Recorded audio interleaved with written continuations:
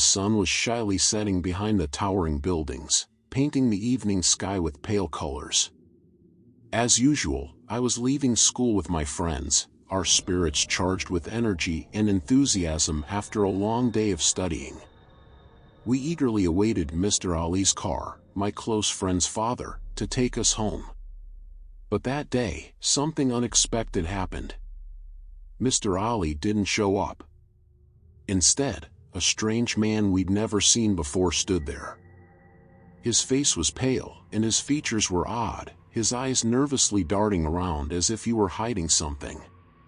In a shaky voice, he told us he was a friend of Mr. Ali and had been sent to pick us up in his place. My anxiety grew, as this man didn't seem familiar at all. I tried to convince my friends not to get into the car with him, but they reassured me, saying that Mr. Ali might have had an emergency. Driven by misplaced trust, we got into the car. As we drove, I noticed the man stumbling over his words, as if trying to hide something. He kept glancing at us with strange looks, as though planning something. He started speaking in a language I didn't understand, as if talking to himself. Suddenly, he veered off the usual route and took a narrow, unfamiliar road. I tried asking him why he changed the route, but he completely ignored me. Fear began to grip me, and I started to feel that we were in serious trouble. We delved deeper and deeper into that strange road, and the darkness began to envelop us, little by little. I tried again to ask the man about our destination, but he did not respond. I started to feel increasingly afraid, realizing that we were in big trouble. After a while, the car stopped in front of an abandoned house that looked like it came straight out of a horror movie. The house was dark and grim, with broken windows. The man got out of the car and ordered us to get out. I tried to resist, but he grabbed me forcefully and dragged me into the house.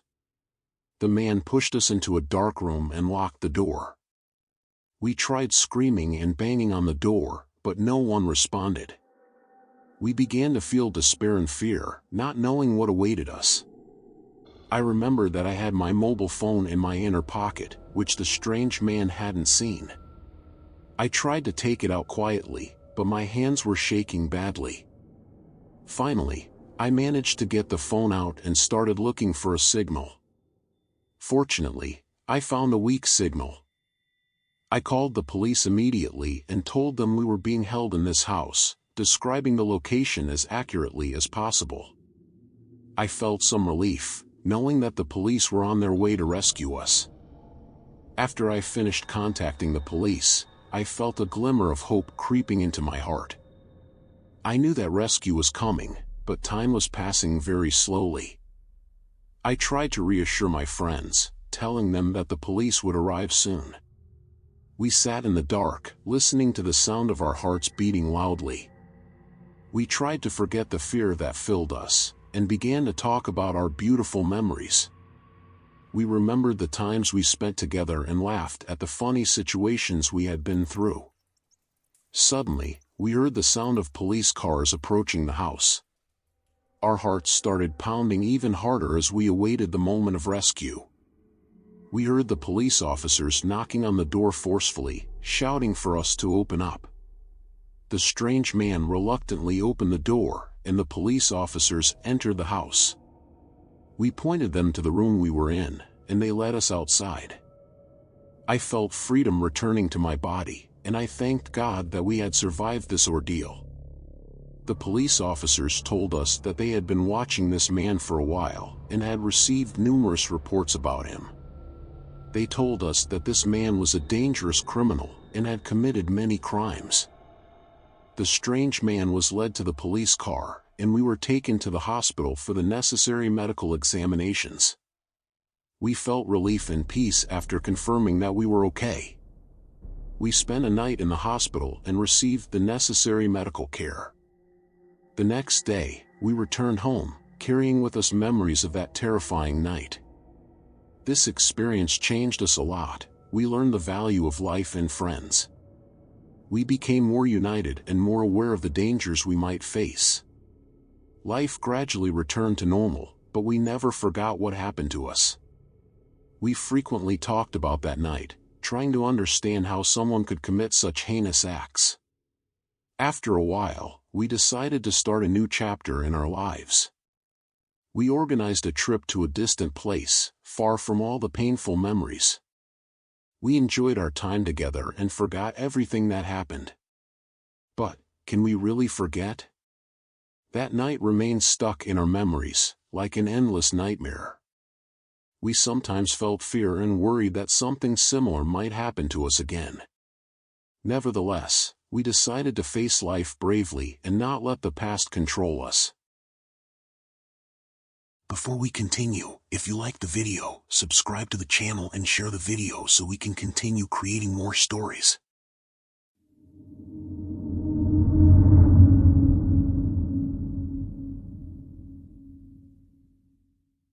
I had just transferred to this school, and everything was new and strange to me.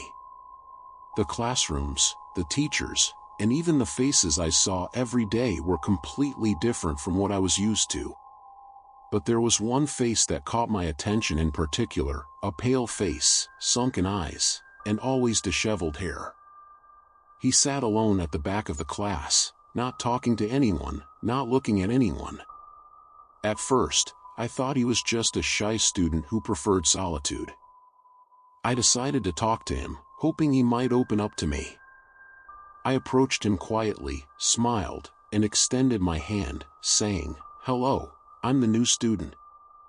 He looked at me with a strange expression, as if he didn't understand what I was saying. Then he gave a wide smile that revealed yellow teeth and said in a low voice, "Welcome to the world of darkness." I felt a shiver run down my spine, but I ignored it and continued my attempt to talk to him. I asked him about his name and his hobbies, but his answers were strange and confusing. He talked about things I didn't understand, as if he lived in another world. As the days passed, I began to notice strange behaviors from this student. He would draw frightening pictures in his notebook, whisper incomprehensible words, and look at me with strange glances that made me feel uneasy. As the days went by, this student's behavior became increasingly strange and concerning.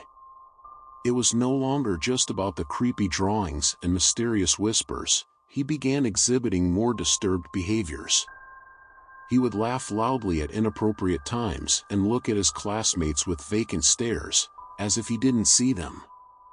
One day, during class, I saw him writing strange phrases on the board, phrases that made no sense and could not be deciphered.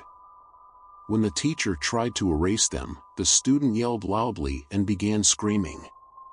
The teacher had to remove him from the classroom, and I heard my classmates talking about the possibility that he might have a mental illness. I began to feel a strong fear of the student, but at the same time, I felt pity for him. I decided to talk to the teacher about his strange behavior and asked for his help.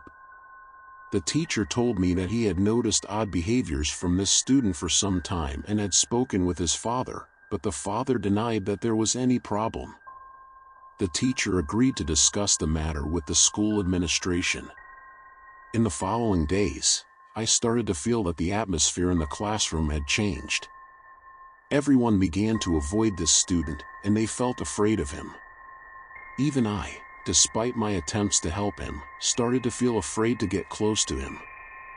After I spoke with the teacher and the school administration, things began to clarify little by little. It turned out that the strange student was suffering from a severe psychological disorder, and that his odd behaviors were not just a passing phase, but symptoms of a serious illness.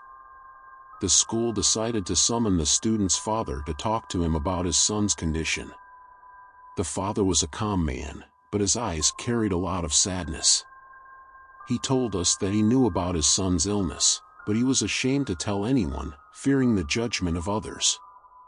After several days, the student was transferred to a mental health facility to receive the necessary treatment. We felt very sorry for his condition, but at the same time, we felt relieved that we were able to help him. Things returned to normal at school, but the memory of the strange student occasionally lingered in our minds. We wondered about his condition and how well he was responding to treatment. After a while, we heard that the student had improved a lot and that he had started to adapt to his new life in the facility. We felt happy to hear this news, and everyone wished him a speedy recovery.